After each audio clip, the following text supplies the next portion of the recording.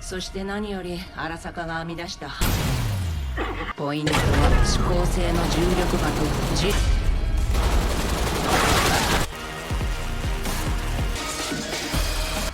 それが俺の流儀だ。地獄までな。 Welcome back to Cyberpunk Edgerunners. Last time, Pilar got quite literally blown into a million pieces.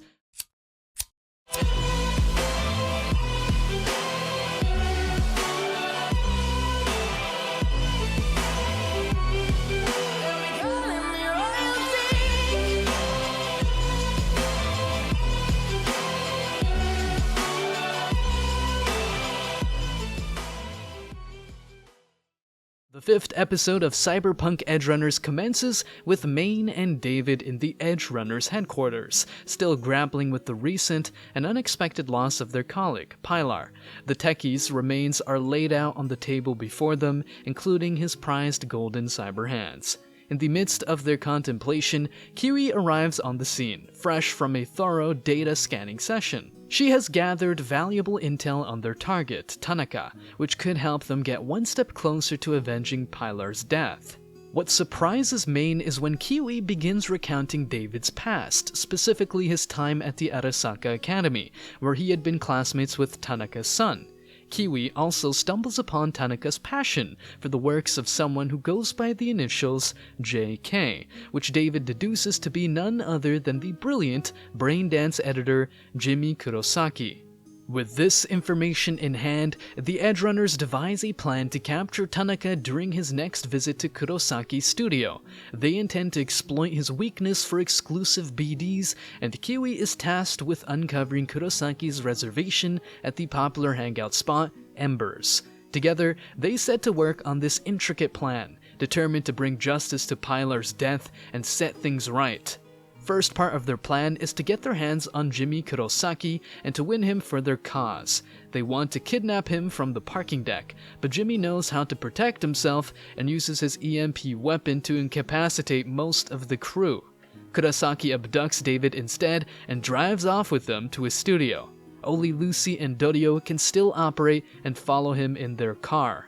In the following scene, David finds himself inside a brutal BD and is tormented by Jimmy with Norris's last memories. Lucy and Dorio arrive, but Jimmy also has a protection for this place, and two drones begin their attack on the intruders. Lucy can free David from the BD and begins hacking the drones, while David is distracting them. Jimmy finally has to give in and is impressed by Lucy's quick hacking abilities. He agrees to help the Edgerunners and to follow their plan. The master BD editor reveals to David more about how he always gets his fresh material, and that David should be careful with his implants. Jimmy has seen many who thought they could chrome up without any consequences, and many of them found their place in his Edgerunner series. The second part of their plan seems to be simple now. Lure Tanaka to Jimmy's studio with the promise of a new special BD. Tanaka arrives, despite his son is about to be released from the hospital. Suspicious, he follows Kurosaki and soon finds himself surrounded by the Edgerunners, who disabled his panic button. Tanaka doesn't intend to follow their orders, and a fight ensues. Main's arm-integrated gun malfunctions again, and Tanaka recognizes David. Tanaka's last resort is his ability to shoot myriads of needles from his hands.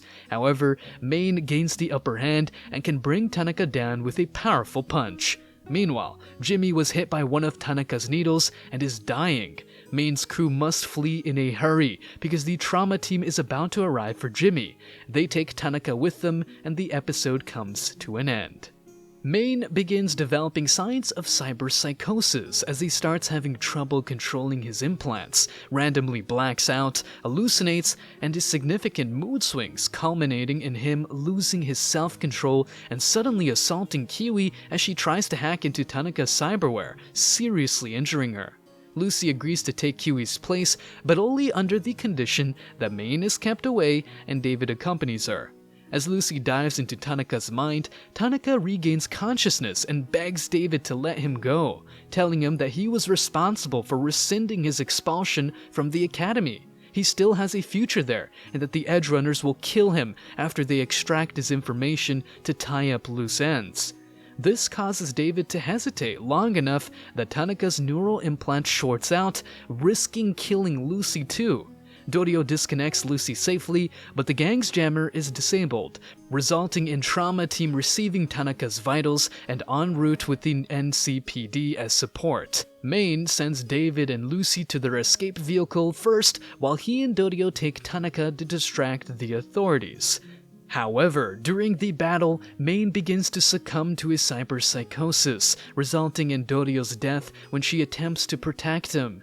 David tries to rescue Main from the heavily armed police forces, but can only watch as a regretful Main blows himself up along with Dorio's corpse, leaving David to flee with Main's cybernetic arms.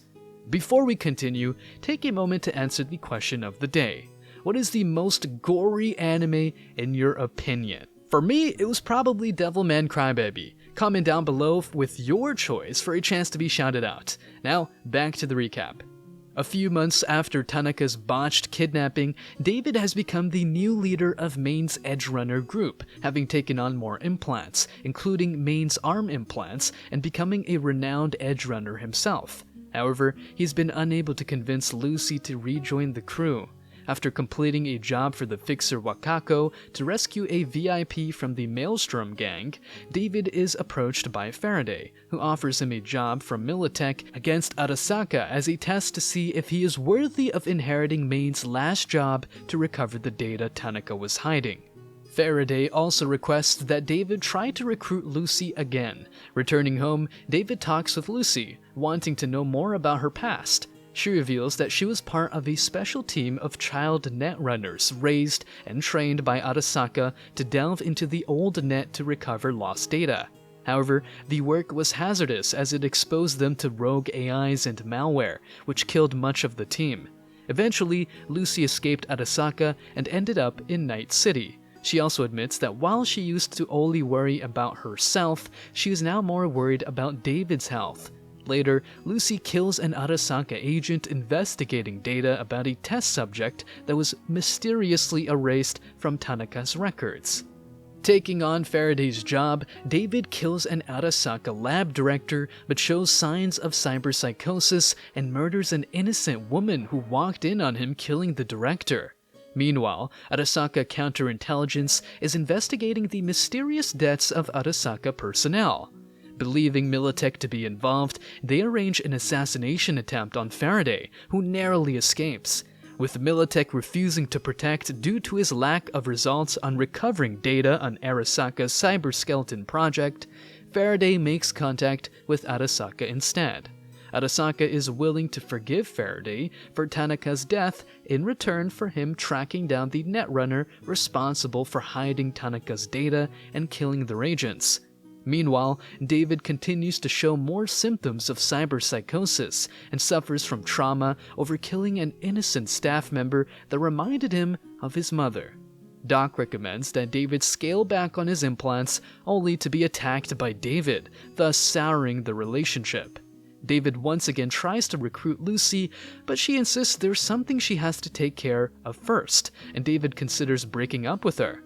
Lucy then detects another Arasaka agent looking for Tanaka's data and heads over to kill him, only to fall into a trap set by Faraday and Kiwi. After interrogating Lucy, Faraday and Kiwi discover that Lucy has been actively hiding Tanaka's data on David as a potential test subject for the cyberskeleton, and was responsible for Tanaka's death to ensure his silence. Realizing this, Faraday plans to offer Lucy and David up to Arasaka to secure his position in the company. Faraday assigns David a mission to assault an Arasaka convoy to carry this out. David recruits the help of Kiwi, Rebecca, and Falco, and they manage to seize the convoy's main cargo, which is revealed to be the cyberskeleton.